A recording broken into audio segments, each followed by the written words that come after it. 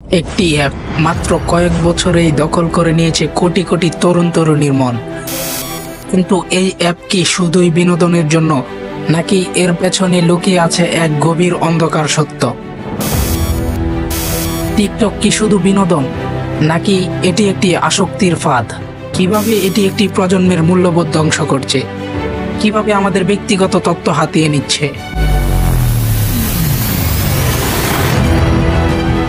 আজ আমরা জানবো টিকটকের সেই অন্ধকার দিক যা হয়তো আপনি কল্পনাও করেননি।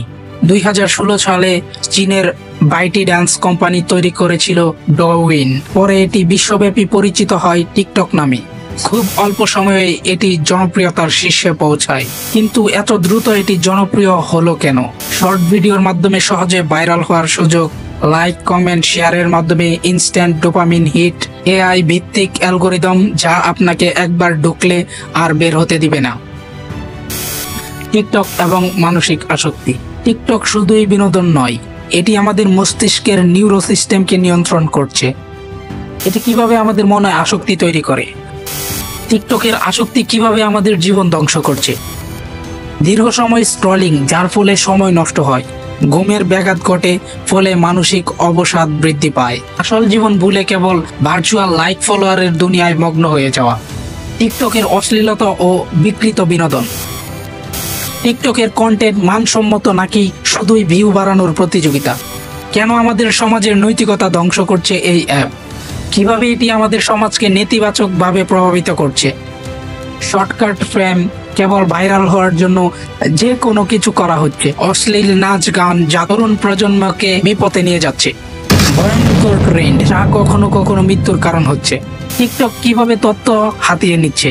টিকটক শুধু বিনোদন দিচ্ছে, নাকি এটি আমাদের প্রতিটি মুভমেন্ট ট্র্যাক করছে? কিভাবে টিকটক ব্যবহারকারীদের তথ্য হাতিয়ে নেয়? ফোনের কন্ট্রাক্ট, লোকেশন ও ক্যামেরা অ্যাক্সেস নেয়, ব্যবহারকারীদের ব্যক্তিগত তথ্য সংগ্রহ করে এবং বিজ্ঞাপনের জন্য বিক্রি করে। টিকটকের বিরুদ্ধে বিশ্বব্যাপী পদক্ষেপ। বিশ্বের অনেক দেশ টিকটক নিষিদ্ধ করেছে, কিন্তু কেন? টিকটক নিষিদ্ধ হওয়ার কারণ: তথ্য চুরি ও গোপনীয়তা লঙ্ঘন, অশ্লীলতা ও সমাজের উপর নেতিবাচক প্রভাব, যুব সমাজের মধ্যে আত্মহত্যার প্রবণতা বৃদ্ধি। টিকটক কি শুধুই একটি বিনোদনের প্ল্যাটফর্ম, নাকি এটি আমাদের ভবিষ্যৎ ধ্বংসের হাতিয়ার? তাহলে সমাধান কি? টিকটকের অন্ধকার দিক বুঝতে হবে এবং সচেতন হতে হবে। অপ্রয়োজনীয় কন্টেন্ট তৈরি ও প্রচার বন্ধ করতে হবে। অনলাইন বিনোদনের পরিবর্তে বাস্তব জীবনে ফোকাস করতে হবে। আপনি কি মনে করেন টিকটক সত্যিই ক্ষতিকর?